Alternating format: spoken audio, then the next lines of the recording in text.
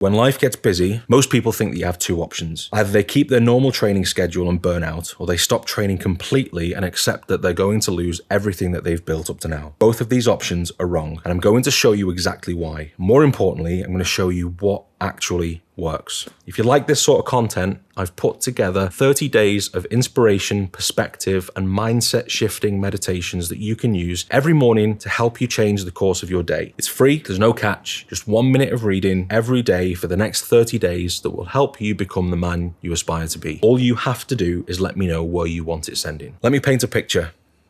You've been training consistently for months. You're in a routine, you feel strong, you're feeling fit, you feel like you finally figured it out, seeing progress. And then life happens. Maybe it's the school holidays, maybe you want to spend time with your kids, maybe your child gets sick and you have to take time off work. Maybe you've got a work project that demands everything you have for 2 weeks straight. Maybe you've got an event or a challenge that you're preparing for and the admin alone is eating away your time. Here's what typically happens next. You miss a few workouts, then a few more, and then you tell yourself you'll get back to it next week. But next week comes and you're still buried. You've still got too much on. And now you're frustrated with yourself. You're procrastinating, you're losing momentum, and that's when most people make the mistake. They try to either force their normal routine, burn out completely because it's not realistic, or they either give up entirely and accept that they're starting from zero. But here's what the research actually shows, and I've looked at the data on this. If you have been training hard and consistently for the last 12 to 18 weeks, and you take a break that is less than 2 weeks, you're actually fine. A significant reduction in training load, and we're talking up to about 60% over 2 weeks, is often beneficial. It's called tapering. Your body recovers, your fatigue dissipates, and you come back fresher, stronger, fitter. But here's where it gets crucial. Beyond 2 weeks of lowered activity, aerobic performance starts to decline quickly. And if you go 14 days with complete rest, you're looking at maybe 60 days or even several months to get back to where you were. And that's the fear. That's why people panic with unnecessary time off. But this is fine.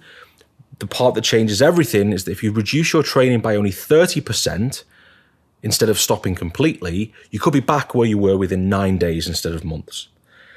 So the question becomes, can you find a way to do 70% of training during a busy period? Sometimes yes. Probable answer is that it's going to be a no, you can't. You don't have the time to even do 70%. But here's what you can do. You can find 16 to 18 minutes every other day. That's it. That's the threshold. If you can find that, you can maintain your fitness. You can avoid detraining. You can come back to your normal routine when possible without having to rebuild from scratch. And I know what you're thinking, 16 minutes. Surely that's not enough, but it does. And here's why. High intensity interval training is probably the most time efficient way to maintain fitness. And the key word is maintain during periods of reduced activity. The structure is pretty simple. You're going to do repeated bouts of high intensity movement, and we're talking 10 to 15 minutes of actual effort with a total session time of around 20 minutes.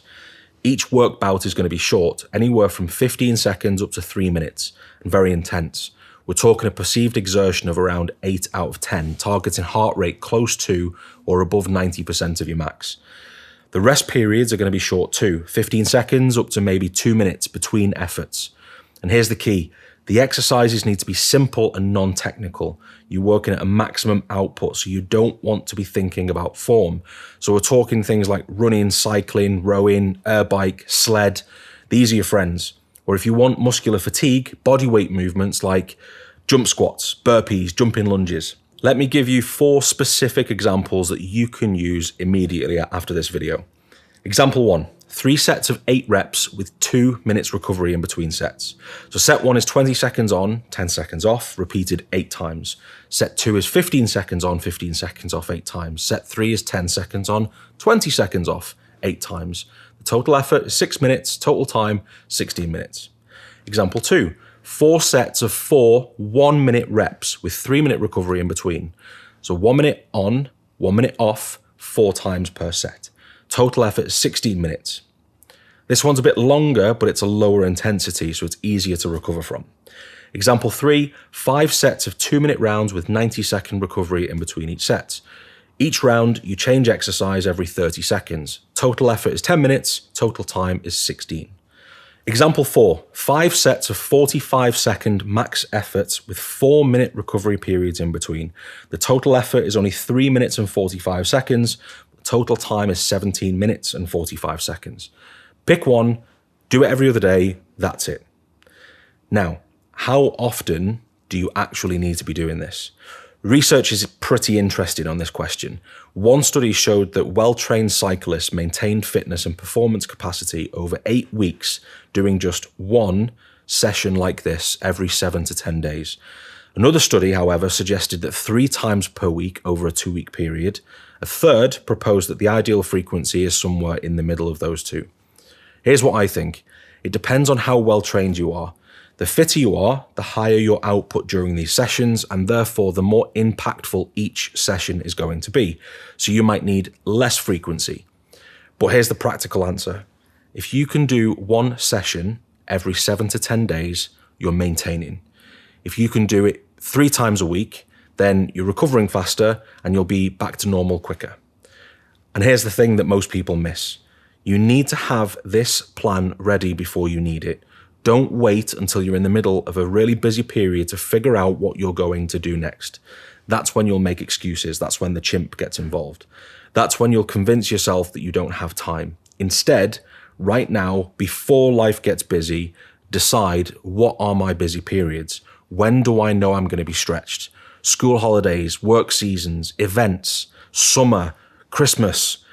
Double the duration you think that it will last. So if you think you'll be busy for 2 weeks, then plan for 4. Plan for worst case. Then decide which of these 4 high-intensity interval session structures am I going to use? Which one am I going to add to my schedule? Which one can I actually do?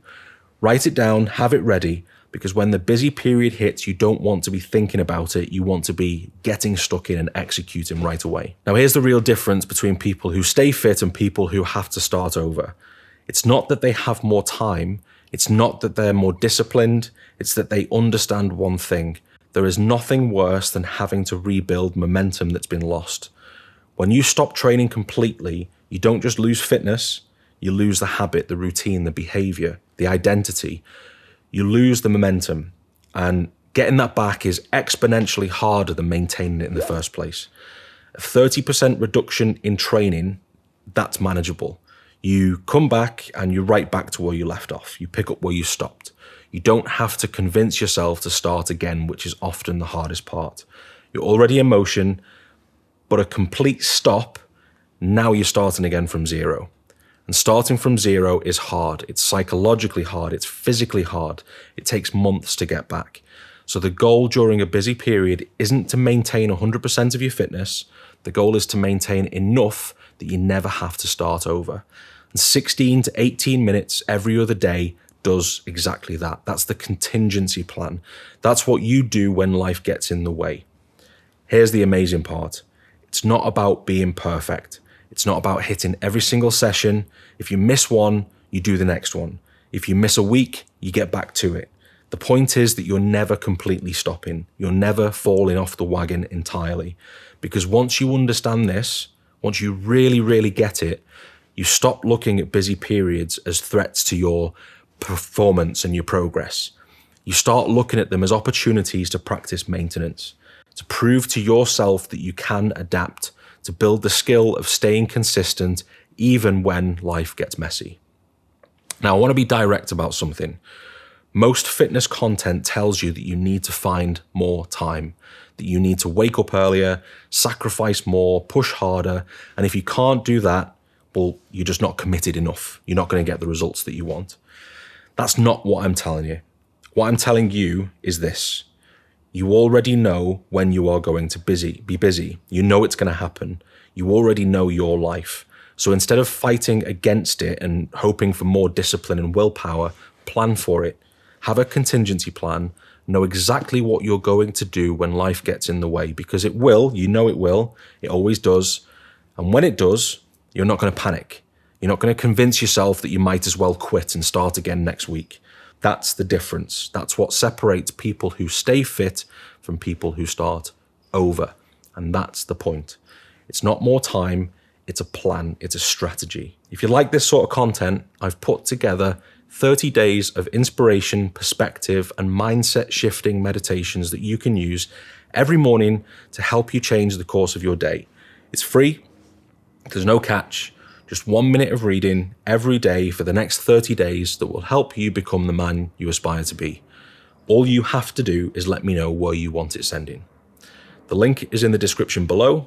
And if you found this video useful, if this changes how you think about training during busy periods, then share it to someone who needs to hear it, because most people are still operating under the old model, the all or nothing, the perfectionist mentality. And that costs them months of progress every single year. You don't have to be one of them.